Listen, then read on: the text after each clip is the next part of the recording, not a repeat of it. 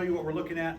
We're looking at the menu and make sure that that nothing's gone sideways on you. We'll start looking at some content, as Jason mentioned, open to requests, whatever you'd like to see. This time is yours to understand exactly what an Epson projector can do, right? What its strengths are, where the weaknesses are. Every product has them, right? So you need to look at it. So on the right-hand side, we have the Epson QL3000. It's a 6,000 lumen 4K laser projector.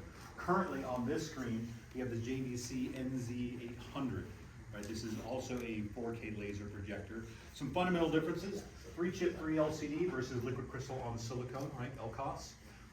6,000 lumens versus 2,700 lumens. So you can see a very big difference in terms of just overall brightness. Basically the same price. So the MSRP on this projector is $19,000.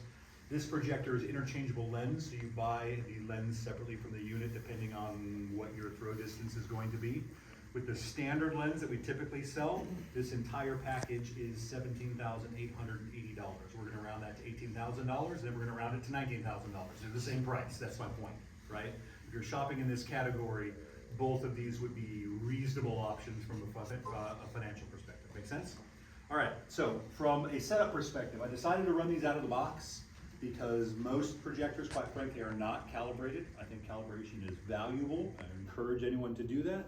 But in talking to dealers and just my experience around for the last couple of years, even as a calibrator, most projectors aren't calibrated. So we're out of the box in cinema mode. I'm gonna do a reset. So all of these settings are how they are out of the box from Epson in this particular picture mode.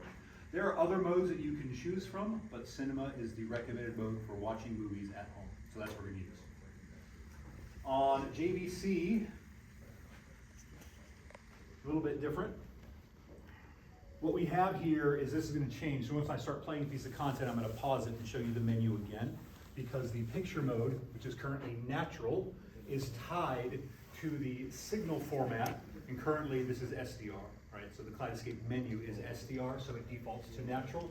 As soon as I start playing HDR content, it's going to change to HDR Frame Adapt 1, which is their recommended mode for watching movies. So I'll show you that. But before that, I'll go ahead and just reset it anyway. So this is JVC's recommended picture mode for watching SDR. When I hit play, it's going to be their recommended mode for watching content. Now, one thing I'm going to point out, and this is going to sound like I'm being a jerk to JVC, and I'm not, but I do want to point this out. JVC, this is a well-known kind of thing, if you read any reviews, out of the box has a pretty strong green push.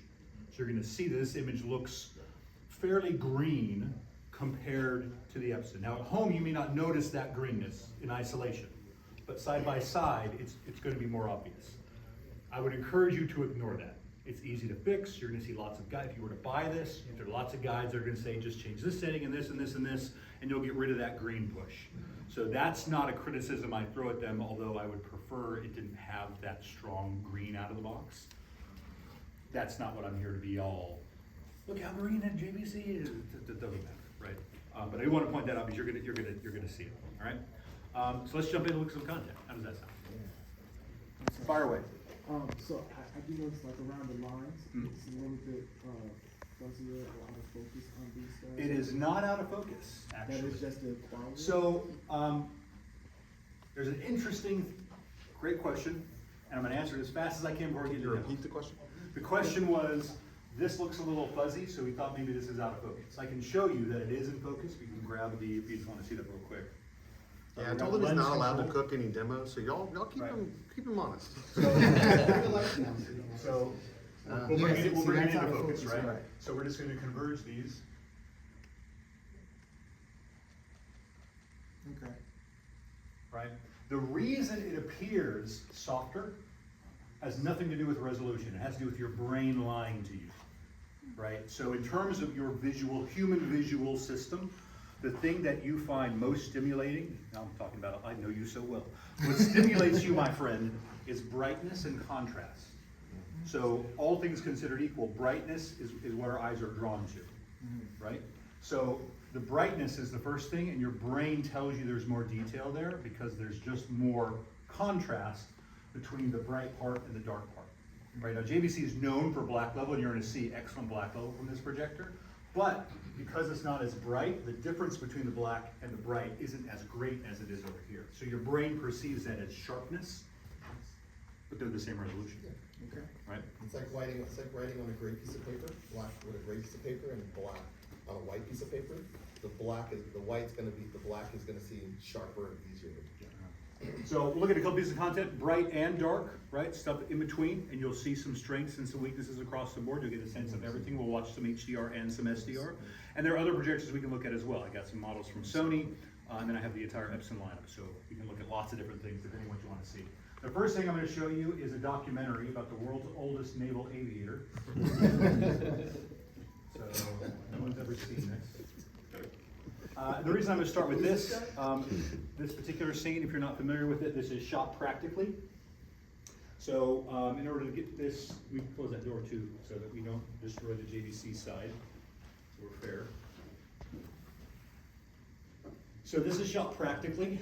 The director and cinematographer worked together with the Navy, and they installed cinema cameras in the back seat or the back of the pilot seat, and they're filming the actor who's in the second seat. The reason I want to point that out is this is naturally lit outside. That is the sun that you're looking at.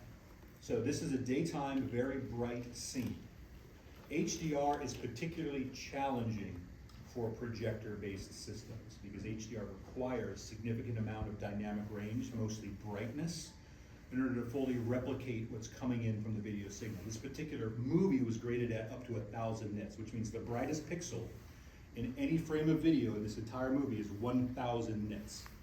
No projector system is producing 1,000 nits on screen. That's a ton of brightness. Your TV can do that without a problem, right? But projectors, historically, would be tuned to somewhere around 150 nits.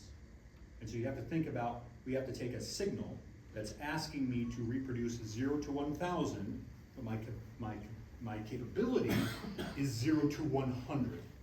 And that compression, which is not the right word, but ultimately it helps you understand what's happening, that compression of dynamic range is what causes this image to become dim, right?